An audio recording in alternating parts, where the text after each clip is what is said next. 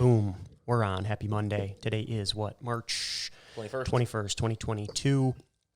We were talking about this last week, but it was interesting because this book that I was reading, which is like essentially how to use anxiety to your benefit, right? Because you can't avoid it. It just exists. So you either freak out over it or you use it to kind of learn and grow and use its strength because it has a lot of it. And one of those things was this like activist mindset, or just which kind of goes along with positive mindset. So like, what do you do when something bad happens, or you're late for work, or you're late for an interview, you have a big test coming up, or you have a big speech coming up? You know, are you the one that, you know, is listening to the negative voice of, you know, you're going to fail, this is why I'm not smart? Or, you know, is it something that you just use to learn and grow? And we deal with this all the time in the office of, you know, people in pressure situations. You know, what side of the coin are you on? And maybe it's not all or one or the other, but, you know, you want to be able to use the obstacles that are going to come and just be ready for them. Yeah, I think you really have to handle pressure no matter what you do. And we're not even talking about just work right now. You know, how you act in work and penetrate into your home life and your friendships and, you know, people that rely on you. You know, if you're a mother or a father, or you have children and they see you act a certain way when it comes to great news or bad news, you know, they're watching you and they're going to learn from you. Whether you're in a position of management, the CEO, or just entry-level employee, you know how you respond to criticism, how do you respond to stressful situations that are sometimes out of your hands is a true test. And I think how far you can grow as a person and also within the company, you know, shit happens. Totally. You know, nothing's perfect in life, in health, in work. You know, if it's not perfect in life and health, why do you expect it to be perfect potentially at work? You know, things happen. People call in sick. People don't call in sick. We were going to, you know, have a new team member start today. We received an email on Friday from that person. Nothing bad. Just their internship ended up, I guess, being in person and not remote. Cool. You know, all good. The show continues, and we have to find another person for that gap that we were filling. And that's it. Mm-hmm. You know, and nobody's mindset in that moment was, hey, what if this person doesn't start? Because it's an immediate shock to some people, like, oh my gosh, now we have to do this or that or the other. But you know, obviously it wasn't the right timing or fit. We found other people for our team at the right time, in the right you know, fit for us, and that wasn't it. So what do?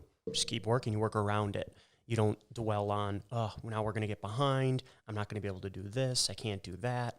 Like, those are the thoughts that do exist, but you got to block those out. You do, and restructure your surrounding based on it. And you're thinking here, well, you know, I'm not the manager, I'm not the CEO. You realize how much your energy will penetrate to the team, even if you are entry level. I hate using that word because everyone's important in our office, and I hope in other offices as well. Mm-hmm. But that will pour into anyone's mindset that isn't strong enough to really control it, whether you're this or the CEO. You know, how you react to things and how you do things, it's only going to make you a better person. And if you're not the best person, you're maybe emotional with the reaction, or it really affects you harder, try to improve on it. You know, whether it's listening to audibles or reading books or speaking to people, maybe finding a mentor, somebody that you can really look up to, that you see is good at situational things and doesn't really just freak out. You know, when we have news in our office, there's, whether it's settling a 7-figure case or bad news, you're not going to really know too much from my impression. Like, I don't like jump up in joy, and I don't huddle up in a corner with just anxiety and I close my door and nobody can come in my room. You know, you have to really control your surrounding and enjoy your wins by all means. But too many ups and downs, it's just going to get sloppy. Yeah. Like, you know, the whole story isn't built off one win. Mm-hmm. Okay? It's not the Super Bowl where, you know, you win the game, you can celebrate, because these players still have to practice in a few months for the next season. There's no, like, end game in our world. Like, you play video games, I beat the game, I beat the final boss, it's over. In our world, in life, family, the only end game is when you die. That's it. That's what I think. That's your end game. Yeah, for sure. And even then, it may not be the end. Who knows? You still don't even know. Exactly. Right? Yeah. Hopefully not. Which is crazy. But it's just things keep happening. You can't pour all this bad or, you know, whatever into a situation where you can't even control it.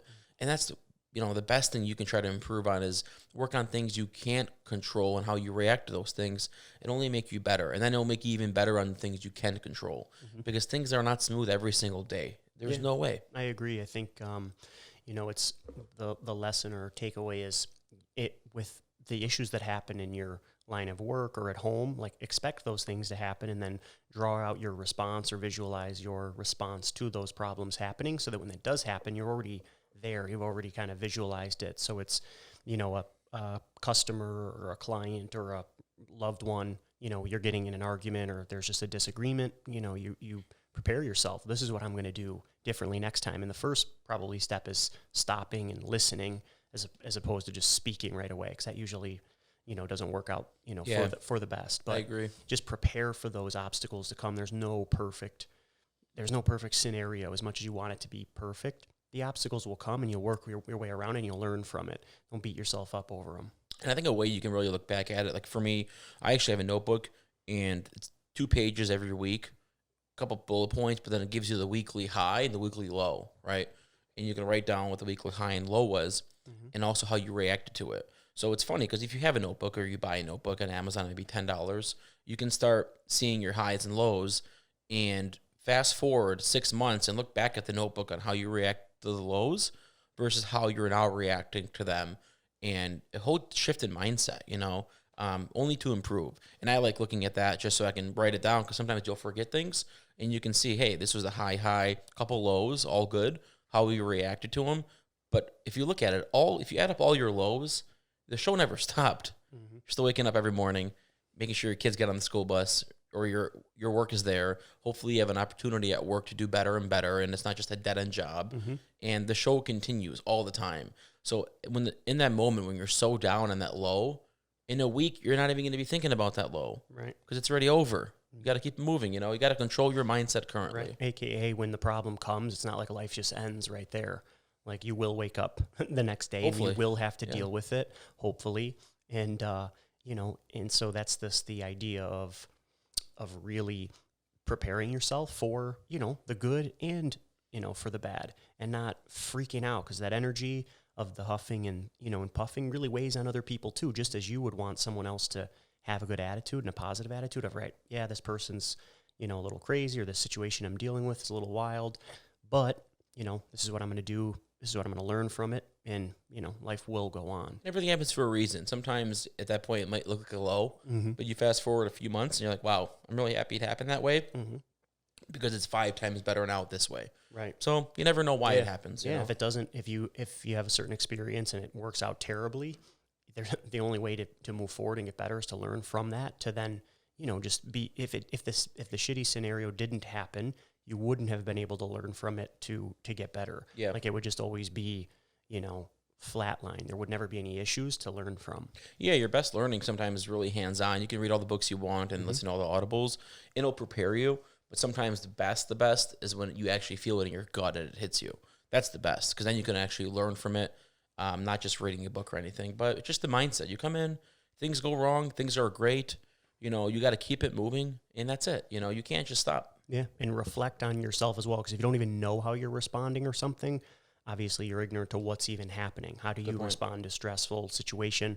Look at yourself. But that goes back to what you're saying. Write it down. These certain scenarios happen. How am I reacting? What did I do? What am I not doing? And then get better from it. Yeah, that's it. Try to get better every day,